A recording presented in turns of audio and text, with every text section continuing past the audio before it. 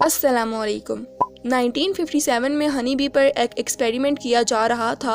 इस एक्सपेरिमेंट के दौरान एक छोटी गलती की वजह से बहुत बड़ी गड़बड़ हो गई। ये नोटिस किया गया कि इस एक्सपेरिमेंट के बाद मक्खियाँ बहुत ज़्यादा एग्रेसिव और वहशी हो चुकी हैं। ऐसा मालूम हो रहा था कि अगर ये मक्खियाँ एक्सपेरिमेंट कंटेनर से बाहर आईं तो ये अपने रास्ते में आने वाली किसी चीज़ को भी नहीं छोड़ेंगी। और इसी दौरान वही हुआ जिसका सबको डर था। हमारे चैनल में एक बार फिर से खुशामदीद नाजरीन। ये वाक़या ब्राज़ील के शहर रियो क्लेरो की एक लेबॉर्ट्री में पेश आया था, जब डॉक्टर वारविक मधुमक्खियों पर एक एक्सपेरिमेंट कर रहे थे, क्योंकि यूरोपियन मक्खियों की शहद प्रोडक्शन बहुत कम हुआ करती थी। इसी वजह से डॉक्टर वारविक इन मक्खियों का DNA चेंज करना चाहते थे ताकि ये मक्खियाँ भी ज़्यादा से ज़्यादा शहद बना सकें। DNA में तब्दीली के लिए साउथ अफ्रीका से मधुमक्खियाँ मंगाई गई, जिनको यूरोपियन मक्खियों के साथ मेट करवाया गया। यह एक्सपेरिमेंट एक लेबॉर्ट्री में किया जा रहा था, जहां एक कंटेनर में मक्खियों ने छत्ते बनाए हुए थे। एक्सपेरिमेंट पूरी तरह से कामयाब हो चुका था और मक्खियों की इस नई नस्ल को अफ्रीकनाइज्ड बीज का नाम दे दिया गया।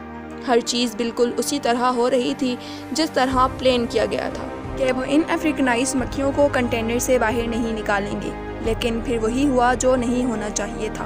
लैब वर्कर की गलती की वजह से मक्खियों का एक बहुत बड़ा झुंड कंटेनर से बाहर निकलने में कामयाब हो गया। मक्खियों की ये नई नस्ल कितनी ज़्यादा ख़तरनाक थी, ये उनके निकलने के बाद ही मालूम पड़ा, क्योंकि निकलते साथ ही मक्खियाँ लोगों पर हमला आवर हो गई। उन मक्खियों को काबू करना अब किसी के बस की बात नहीं थी।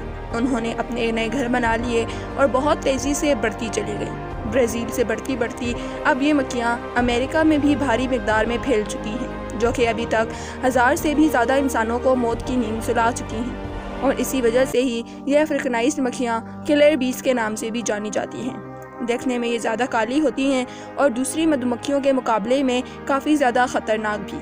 500 मीटर दूर से भी ये अपने छत्ते की तरफ बढ़ने वाले पर टूट पड़ती हैं।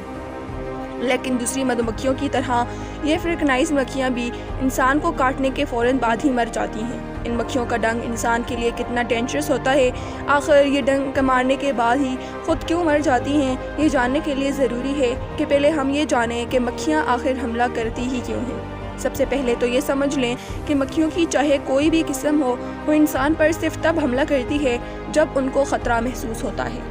नॉर्मल मधुमक्खियाँ तब हमला करती हैं जब कोई उनके हाइव्स यानी छत्ते को हाथ लगाता है। लेकिन अफ्रीकनाइज्ड मक्खियाँ क्योंकि ज़रूरत से ज़्यादा एग्रेसिव होती हैं, इसी वजह से वो दूर से ही अपने छत्ते की तरफ बढ़ने वाले इंसान पर हमला कर लेती हैं, फिर बेशक कोई किसी और मकसद से ही क्यों ना गुजर रहा हो।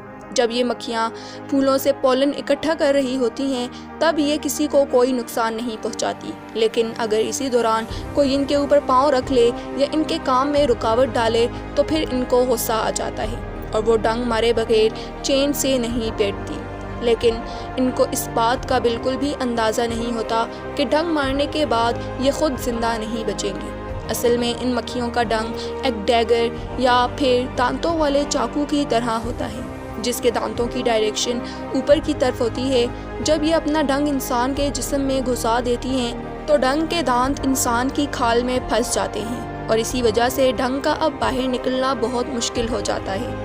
मक्खी जब अपने डंक को बाहर निकालने के लिए ज़ोर लगाती है तो वो डंक इंसान की खाल से बाहर निकलने के बजाय मक्खी के जिस्म से ही उखड़ जाता है। न सिर्फ डंक बल्कि मक्खी के मसल्स, नर्व्स और उसके डाइजेस्टिव सिस्टम के कई हिस्से भी डंक के साथ ही अलग हो जाते हैं, जिसकी वजह से मक्खी का मौके पर ही मरना तय हो जाता है। वो लोग बहुत खुशनसीब होते हैं जिनको सिर्फ एक मक्खी ने डंक मारा हो, क्योंकि ये मक्खियाँ झुंड बनाकर ही हमला करती हैं। अगर इनके छत्ते के पास से गुजरते हुए एक मक्खी ने भी आपको डंक मार लिया तो उसी वक्त पूरा झुंड वहीं पहुँच जाता है।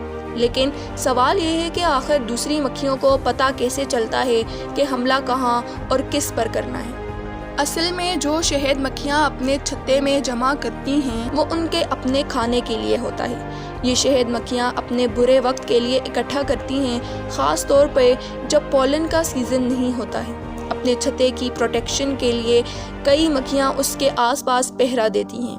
اگر کوئی انسان ان کے علاقے کے قریب آتا ہے تو یہ دور سے ہی سونگھ لیتی ہیں، اور اگر کوئی ایک بھی مکھی ڈنگ مارنے میں کامیاب ہو گئی اور اسی دوران ان کے اندر سے ایک کیمیکل ریلیز ہوتا ہے جس کو فیرومون کہا جاتا ہے، ایکسپرٹس کا ماننا ہے کہ جیسے ہی فیرومون ہوا میں پھیلتا ہے تو یہ وہاں موجود تمام مکھیوں کے لیے سگنل الارم کا کام کرتا ہے۔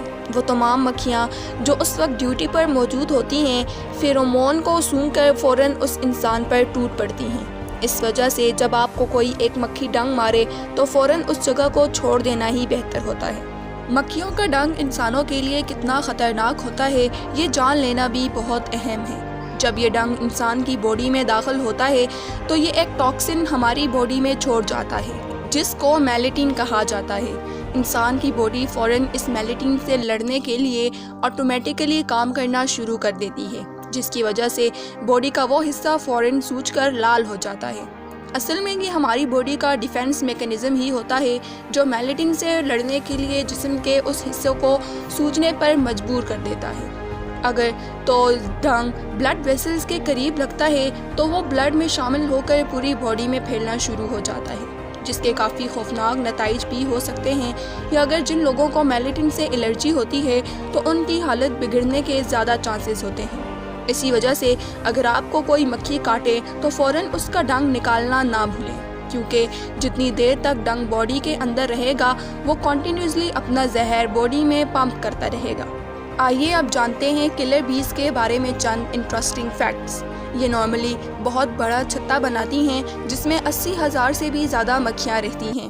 یہ مکھیاں پرفیوم، چمکنے والی چیزیں جیسا کہ جیولری اور ڈارک کلر کے کپڑوں پر فوراً حملہ کر لیتی ہیں۔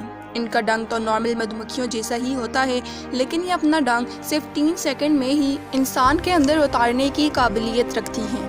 ایک مرتبہ جب ان مکھیوں کا جھنڈ مچل جائے تو اگلے 24 گھنٹے تک ان کا غصہ ٹھنڈا نہیں ہوتا۔